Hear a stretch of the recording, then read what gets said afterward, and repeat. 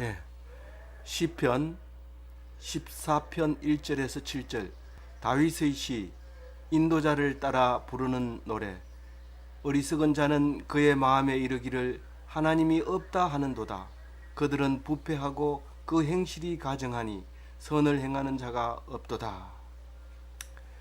에, 오늘 시편 14편 말씀은 아주 간결하고 복잡한 게 거의 없습니다. 거의 오직 한 가지 일로 나가고 있는데 우리가 가장 확실하게 분명하게 알아야 되는 부분, 바로 하나님이 없다 이 말입니다. 오늘 이 제목은 하나님이 없다 이 말이 이 제목이 되겠습니다. 사실 제목은 그렇게 쓰질 않았습니다만은 이 하나님이 없다가 아니면 어떻게 되느냐? 이스라엘은 구원이 시온산에서 나오고 하나님의 말씀이다. 그것이 하나님의 말씀이다. 그 얘기를 하고 있다는 겁니다. 그래서 오늘 시편 14편의 제목은 하나님이 없다 이겁니다. 왜냐하면 하나님이 없는 사람은 어리석은 사람이고 눈에 보이는 것만 믿는 어리석음이고 또 마음의 부패함이다. 그게 그 하나님이 없다 하는 사람들의 모습입니다.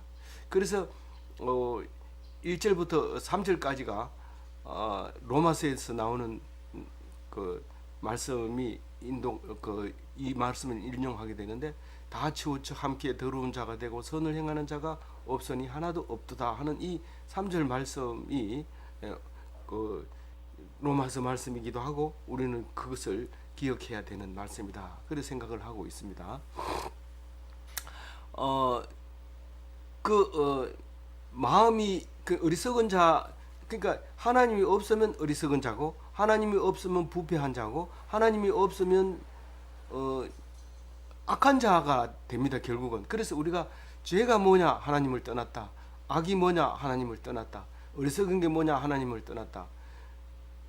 마음이 부패한 게 뭐냐? 어리석음을 하나님을 떠났다. 그렇게 말할 수 있는 겁니다.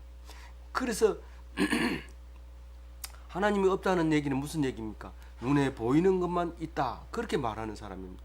네가 봤어? 이렇게 얘기하는 사람이 하나님이 없다고 얘기하는 거예요. 니는 그렇게 하면 썩는 거야. 이렇게 말하는 사람은 하나님이 없다는 말입니다. 그게 어리석은 거죠. 그리고 새 하늘과 새 땅이 없어요. 잘못 보면 또 신천지가 되지만은 똑바로 보면 새 하늘과 새 땅을 우리 앞에 예배해 놓고 있기 때문에 이게 없으면 마음이 부패해요. 우리가 앞날에 목표가 없고 앞날에 갈 곳이 없으면 서 있게 되고, 서 있으면 상하게 되고 썩게 되고 부패하게 되고 냄새나게 되고 아무도 싫어하게 되는 그런 게 돼버립니다. 그러나 목표가 있고 방향이 있고 새 하늘과 새 땅이 우리 앞에 있다는 소망이 있게 되면 새로운 힘으로 날마다 새롭게 사는, 그게 하나님이 있는 사람의 삶이죠. 그런데 하나님이 없다는 사람의 삶은 행실이 가증해요. 여기서 가증하다는 말은 아주 불쾌하게 행동하는 거예요. 정오스럽게 행동하는 거예요. 너 왜 그렇게 해? 그러니까 난 기분 나쁘다는 거죠. 내가 그렇게 그 사람 앞에 불쾌하게 하겠다는 거죠. 그걸 더 좋아하는 거죠. 왜 그런데? 내가 살아있다는 자존감, 존재감을 나타내기 위해서 내가 사람을 괴롭히고 그런다는 거예요. 참 답답한 일이죠. 하나님을 모르면 불쾌한 가증한 행동을 하게 되는데, 행실이 가증해진다. 하나님이 없다 하면 그 선행을 어떻게 하는 게 선행인지 몰라요. 가난한 사람 도와줘야 되는 줄 알고 필요 없는 사람은 막 나눠주고요. 심지어는 호주 산불 났다 하니까 막 입던 옷을 막 패키지에다 넣어가지고 보내기도 하고 완전히 거지 되는 줄 알고. 그런데 제발 좀 보내지 말라고. 이런 거 우리는 이거 분리하기도 굉장히 벅차니까 차라리 그 돈을 주면 우리가 필요한 거 사겠다고 이렇게 얘기할 정도. 그럼 우리는 뭘 도와주는 게 문제가 아니고 하나님 편에 서 있으면, 그게 호주에서 산불이 왜 났고 또 그 산불이 나면 어떤 일이 있는지, 그리고 마음으로 기도하고 급할 때 우리가 도와줄 준비를 하는 게 제일 중요하지. 뭐 라면 한 박스 보내는 그게 중요한 게 아니고 우리는 몇 억 기적했다 뭐 이래 가지고 광고 내고 이렇게 하는 그것은 가정한 행실이죠. 뻥쾌한 행동이요. 그게 마치 잘한 것처럼 성인처럼 그렇게 하는 거죠. 그러니까 선행하는 자는 선을 모르기 때문에 선을 행하는 게 하나도 없어요. 선은 마음 속에 들어있는 내용이 들어있어야 돼요. 아무리 행동이 그렇더라도 마음이 들어있어야 되는데 마음이 어리석은데 어떻게 선은 행할 수 있느냐 이 말이죠. 그 얘기가 그 얘기예요. 생각이 잘 안 나면 다시 한번 읽어볼게요. 1절 읽어봅니다. 시작. 은근 자는 마음에 이르기를 하나님이 없다 하는 도다. 그들은 부패하고 그 행실이 가정하니 선을 행하는 자가 없도다. 왜 그래요? 하나님이 없으면 선을 행하는 자가 없다는 얘기예요. 선을 행하는 자가 없다는 얘기는 하나님이 없다는 얘기예요. 하나님이 떠나면 악이고 하나님을 떠나면 죄고 하나님을 떠나면 뭡니까? 마음이 부패하고 행실이 가증해진다. 당연히 그렇게 해야 되지요. 행실이 가정하고 마음이 부패하고 그러니까 뭐 새하늘과 새 땅 이러면 네 신천지구나 이러면서 대번에 얘기를 합니다. 근데 참 우리는 그게 얼마나 좋은 말인지 몰라서 그래요. 그것도 성이 덜 차가지고 새하늘과 새 땅이 덜 차가지고 신천지를 했지만은 그것도 듣기 싫다 하면서 새누리라고 하는데 새누리도 한다고 해가지고 뭐 달라지는 게 있습니까? 하나님을 떠난 새누리는 소용이 없어요. 욕 먹고 야단 맞고 지탄 받고 그런 거죠. 근데 하나님 안에서 있으면 새하늘 새 땅 얘기 안 해도 소망이 덜 끓게 되죠. 우리 앞에 열리는 그게 항상 보람이 있고 항상 기쁨이 있고 항상 즐거움이 있죠. 그런데 그렇게 만나고 싶어서 만나가지고 싸우고 그렇게 돈을 모으고 싶어서 모아가지고 소고기 사 먹고 싸우고 살쪄서 살 빼느라고 애먹고 그러잖아요. 그게 혐오스러운 행실이죠. 그 어리석은 선을 모르니까 뭐가 뭔지 모르니까요. 근데 아주 보잘것없는 음식을 갖다 놓고 참 잘 안 넘어가는 음식을 놓고도 감사하고 기뻐하고 그렇게 사는 거죠.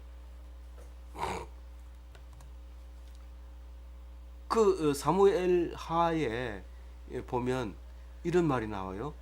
나발이라는 사람이 나와요. 사무엘 하에 나오는데 그 어리석은 말은 나발이라는 뜻이에요.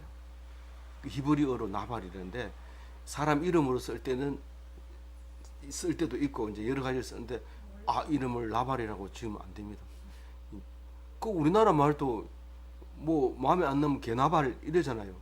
그 뭐 개가 들어가서 그런지 모르지만 나발은 그 좋지 않는 거예요. 그래서 어리석은 바보 이런 뜻입니다. 그래서 우리가 잘 아는 압살롬의 바로 위의 형이 나발의 아내 되었던 아비가일의 소생이었어요. 그 나발은 이 지혜가 모자라서 다윗이 사울을 쫓겨서 다닐 때 그 젊은 청년들이 따라오면서 칼 차고 따라오면서 배가 고파서 먹을 게 없으니까 나발이 이 양털을 깎고 있어요. 양털을 깎는다는 것은 가을에 우리 농사꾼이 추수하는 날이나 마찬가지인데 그때는 밥을 잘합니다.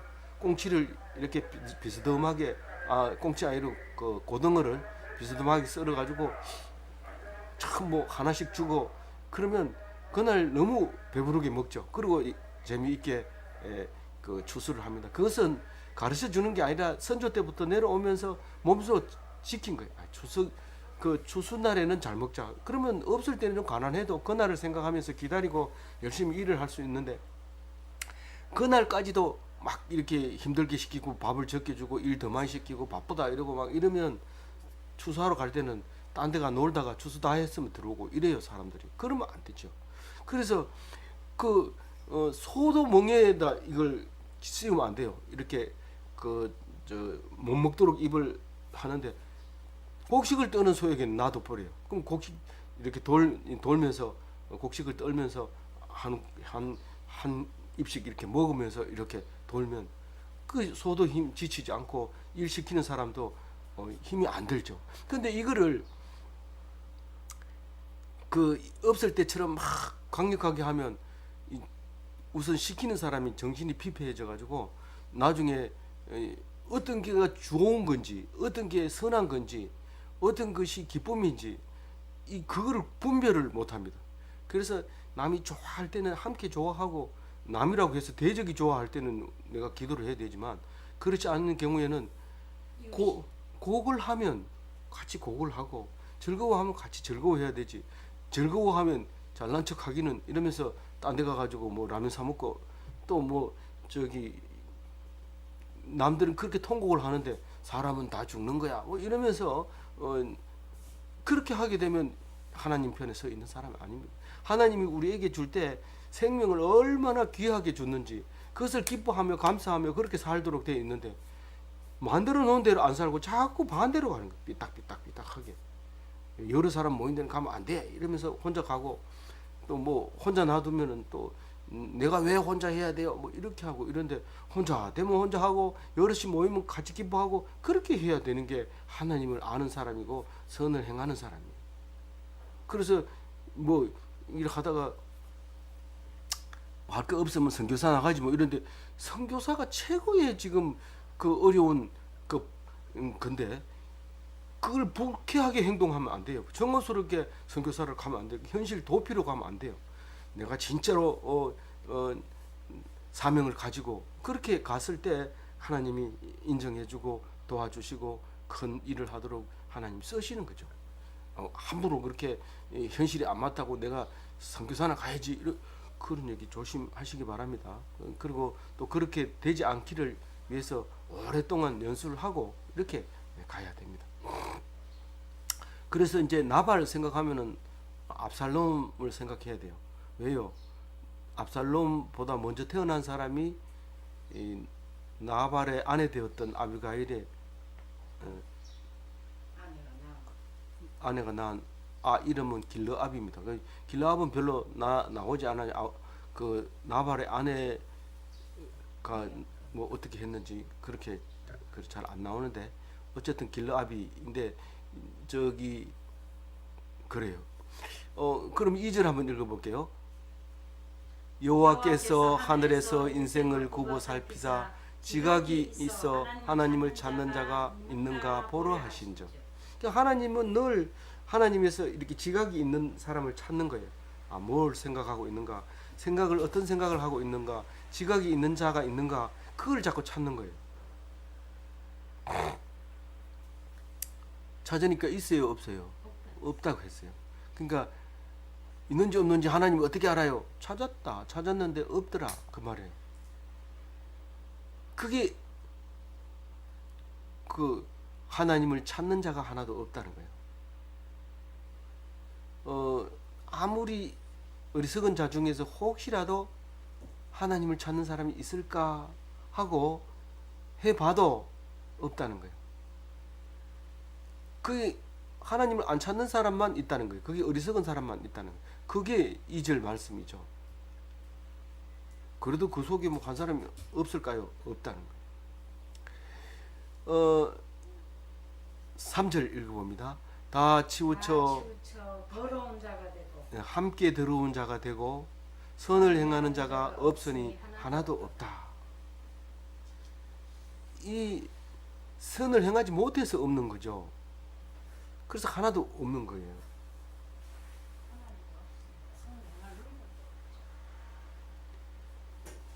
그래서 로마서 3장 10절에 기록된 바 의인은 없나니 하나도 없으며 깨닫는 자도 없고 하나님을 찾는 자도 없고 다 치우쳐 함께 무익하게 되고 선을 행하는 자는 하나도 없나니 하나도 없도다. 오늘 이 시편 14편을 인용해서 로마서에서 기록을 하고 있습니다.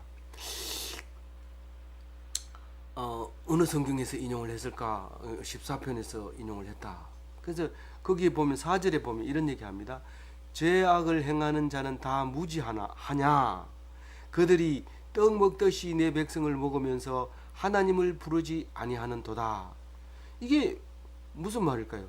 죄악을 행하는 자, 그러니까 하나님을 떠난 자, 악한 사람, 죄인, 이런 사람은 무지하다는 거예요. 저는 뭐 사실 그 중학교 졸업하고 이제 그 예수를 믿게 되고 객지를 나가서 살다가 들어와서 어머니를 만나서 대화를 하다 보면은 저도 모르게 그냥 그런 얘기를 한 것 같아요. 어머니가 돌아가시기 전에 늘 그런 얘기를 한 것을 내가 한 얘기는 기억이 안 나는데 어머니께서 하신 말씀이 기억이 나요.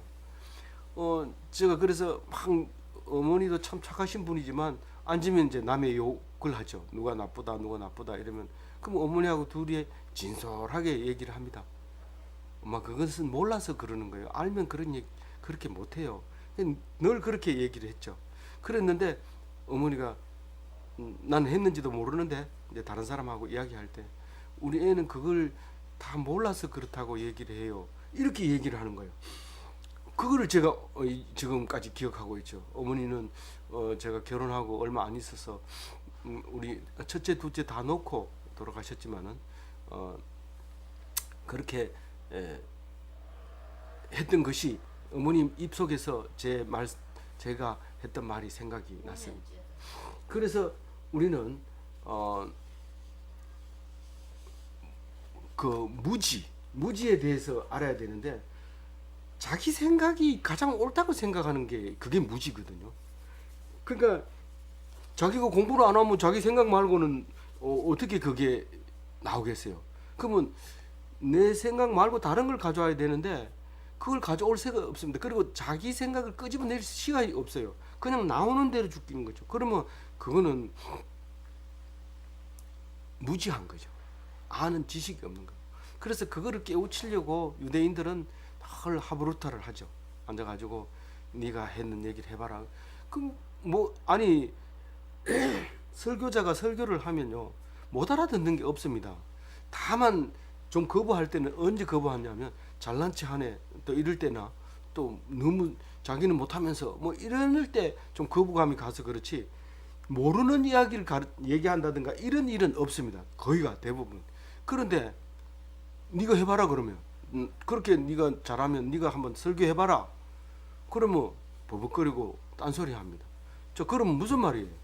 우리는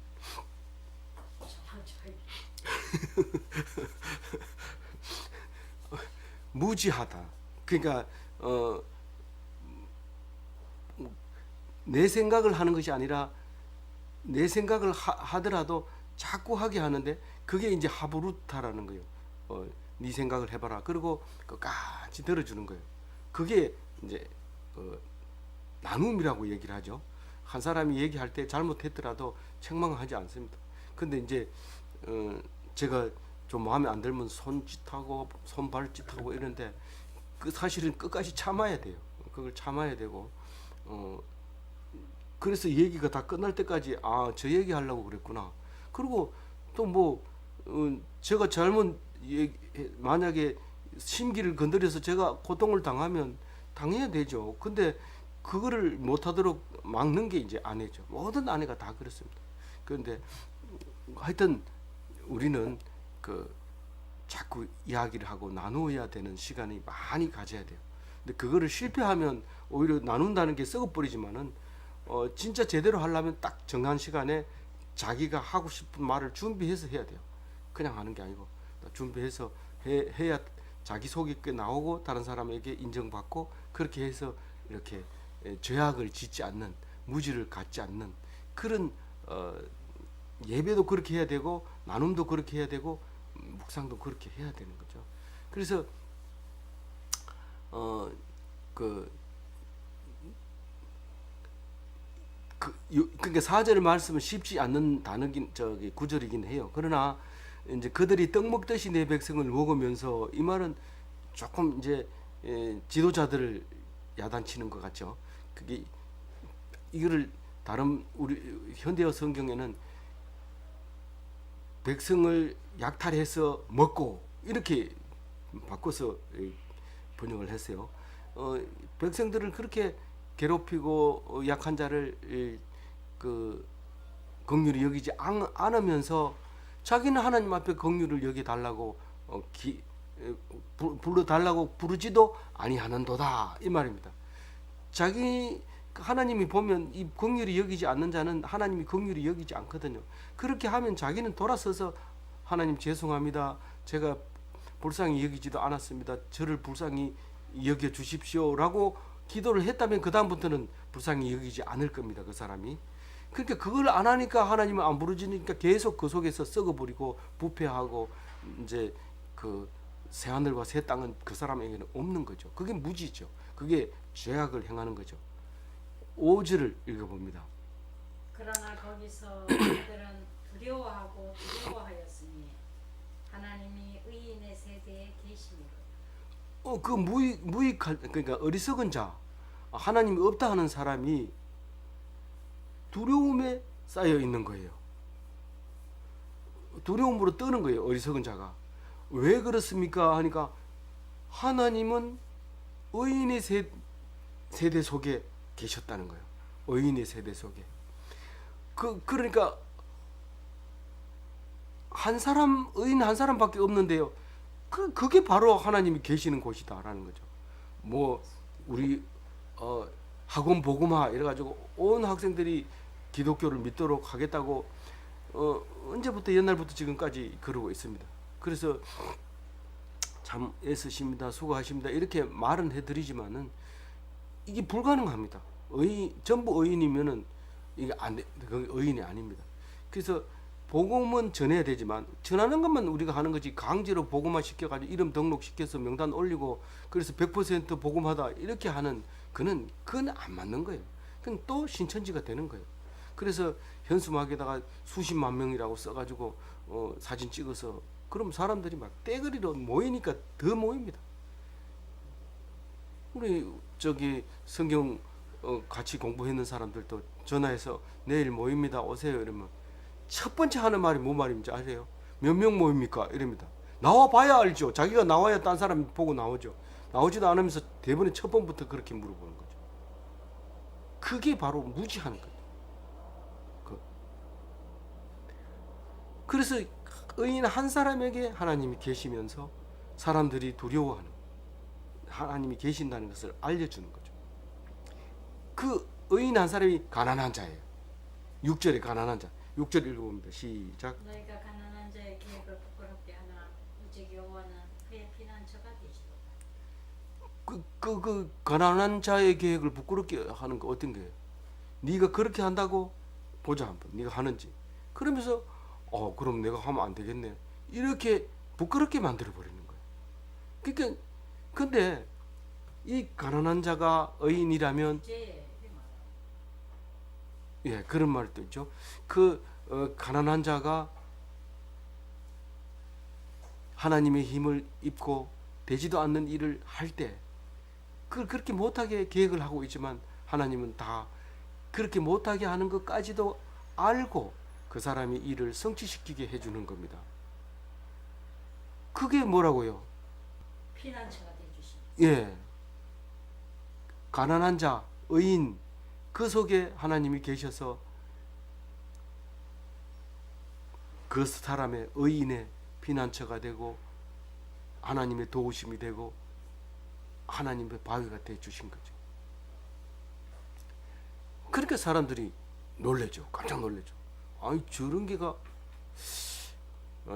뭐 이 방송을 안 듣고 있으리라 생각하고 말하지만은 나이 많은 사람을 두고 우리 믿는 사람을 보고 함부로 말하는 사람을 제가 봤어요. 그리고 그게 옳은지 그른지를 저도 판단 못하고 그냥 듣기만 했습니다만은 지금 새로 생각이 나는 것이 바로 그런 겁니다. 약하고 가난한처럼 보이는 그분을 무시하고 얕본 것을 나중에 그 사람들이 알고 두려워하게 됩니다. 하나님은. 그래서 오히려 그 욕한 사람이 무시한 사람이 나중에 가보면 예수 믿게 되고 안수 집사가 되고 장로가 되어 있는 것을 볼 수 있습니다. 그래서 하나님이 하시는 겁니다. 근데 욕 안 하고 나는 그런 거 안 할래. 사람이 그렇게 의리한 사람들이 다니는 교회는 안 갈래. 이런 사람은 영원히 못 가는 거죠. 오히려 하나님께서 어떻게 사용하시든지 가난한 자의 계획을 부끄럽게 할지라도 여호와께서는 아시고 피난처가 되어 주신다. 그렇게 말씀하고 계십니다. 자, 마지막 절 10절 말씀입니다. 이스라엘의 구원이 시온에서 나오기를 원하도다. 여호와께서 그의 백성을 포로된 곳에서 돌이키실 때에 야곱이 즐거워하고 이스라엘이 기뻐하리로다. 이 시온은 예루살렘을 시온이라고 하는데 이스라엘은 야곱의 아들들을 이스라엘이라고 하는데, 이 다윗이 시온성을 빼앗아서 다윗성으로 이름 붙을 때부터 시온성이라고 말하고 하나님의 딸이라고 얘기하면서 그때부터 시온의 예루살렘의 역사가 이스라엘의 역사가 됩니다. 그래서 시온에서 뭐가 나오느냐 하면 말씀이 나오는 거죠. 그게 역사책이 만들어지는 것이 아니라 거기에서 말씀이 나오는 거죠. 모세 오경도 다시 쓰게 되고 출애굽, 레위기, 신명기 그를 다 이 예루살렘에서 나오게 만드는 거죠. 그게 딴 게 아니라 영원한 우리의 말씀이죠. 성경 말씀. 그래서 성도의 구원이 말씀 속에 있기를 원한다. 이렇게 읽어야 되죠. 이걸 읽을 때 뭐 그래 읽으니까 나도 다르게 읽어야지 이러면서 딴소리하고 이러면 안 됩니다. 그거는 생각해 보면 답은 한 가지입니다. 오직. 그런데 이제 그렇게 말씀하고 있죠. 여호와께서 그의 백성을 포로된 곳에서 돌이키실 때, 시온에서 나온다고 했는데 시온의 유대인들을, 이스라엘 백성을 하나도 안 살게 해버립니다. 다 코에 끼워가지고 수천 킬로미터 넘는 그런 바벨론으로 끌려가지만 70년 동안 한결같이 시온을 향해서 기도했어. 그걸 시오니즘이라 하잖아요. 그 70년 동안 이 사람들은 성경을 다시 정리를 하고 이스라엘의 구원은 시온에서 온다. 그렇게 말씀하고 돌아올 때는 두루마리를 짐승에 싣고 산을 넘고 물을 건너서 오는 그 발걸음이 가볍기도 하고 기쁘기도 하고 그보다 더 기쁜 곳이 없습니다. 돌아온다는 기쁨은 앉아서 개기고 있는 100년을 기다리는 것보다가 더 기쁩니다. 그래서 안 가면 썩어요. 움직이지 않으면 썩어요. 그런데 성령에 이끌려서 멀리까지 갔다가 고향을 향해서 돌아오는 그 발걸음이 최고의 기쁨인데 우리는 그걸 회개의 기쁨이라 하잖아요. 그래서 환난을 벗어나는 기쁨. 에스겔서에서는 시온에서 그 은혜가 물이 흘러나오잖아요. 은혜의 강물이 서면서 바다를 적시고. 그런데 그게 포로에서 돌아와서 다시 시온을 건설하고 그러면서 그 기쁨이 충만하는데, 이것은 그 당자가 나갔다가 돌아오면 기뻐하는 것하고 매우 유사하게 닮은 거죠. 근데 기뻐서 잔치하는 날에 마다들은 집에 안 들어오고 주막에 들려서 막걸리 마시고 있죠. 그러면서 기뻐할까요? 슬퍼할까요? 아버지는 내가 죽으라고 아버지 농사일을 도왔는데 나에게는 나를 위해서 닭 한 마리도 안 잡아줬는데 어떻게 저 분깃을 다 가지고 가서 탕진하고 돌아온 아들에게 소를 잡고 동네 사람들을 청하고 그렇게 잔치를 한단 말이나. 우리가 이해할 수 없는 하나님, 희한한 하나님이 돌아오는 것을 더 기뻐합니다.